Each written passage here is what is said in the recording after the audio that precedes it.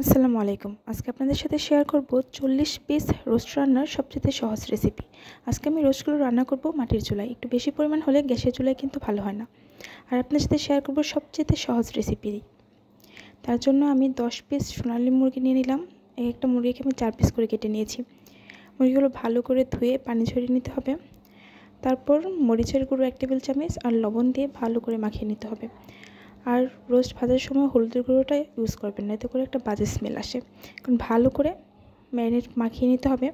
কিছুক্ষণ ম্যারিনেট করে রেখে দিলে ভালো, সময় না থাকলে সমস্যা নেই। এখন তেলে গরম করে রোস্টগুলো ভেজে নেব। আর হ্যাঁ, খুব বেশি সময় ভাজার দরকার নেই, এতে করে চিকেনগুলো একটু হার্ড হয়ে যায়। তাই মোটামুটি একটু ব্রাউন কালার চলে আসলেই হয়ে যাবে। এখন সবগুলো উঠে নিলাম। এখন একটা পাতিলে তেল দিয়ে কাঁচা পেঁয়াজগুলো ব্রাউন কালার হয়ে আসলে দিয়ে দেব কাঁচামরিচ আর 7-8 পিস করে গরম মশলা, এলাচি, লবঙ্গ, দারচিনি, তেজপাতা। খুব বেশি দেওয়ার দরকার নেই, যেহেতু আমি আজকে রোস্ট মশলা দিয়ে রান্না করব তাই। এখন এগুলো দিয়ে ভালো করে একটু নেড়েচেড়ে নিতে হবে। তারপর দিয়ে দেব পরিমাণ মতো কিশমিশগুলো চেষ্টা করবেন তেলের মধ্যে দিতে। আর দিয়ে দেব 5-6 টেবিল চামচের মতো আদা রসুন বাটা দিয়ে একটু ভালো করে নেড়েচেড়ে নিতে হবে, যাতে করে কাঁচা স্মেলটা না থাকে।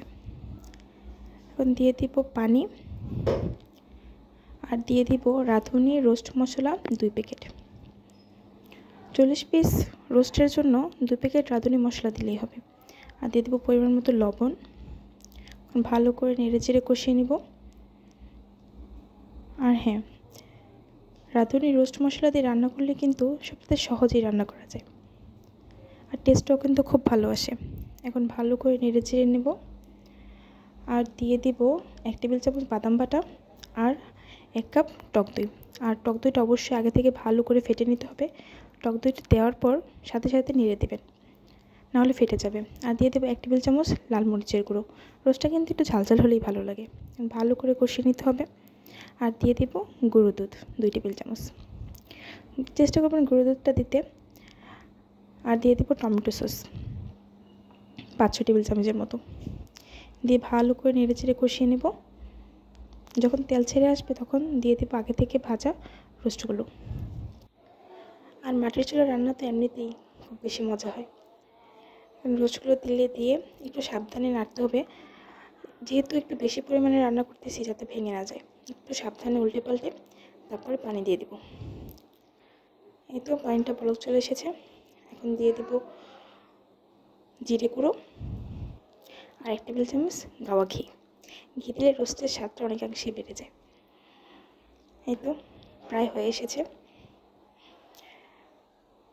এভাবে রোস্ট রান্না করলে কিন্তু আপনারা খুব সহজেই বেশি পরিমাণে রোস্ট রান্না করতে পারবেন। দেখুন কতটা পারফেক্ট হয়েছে, একদম পারফেক্ট।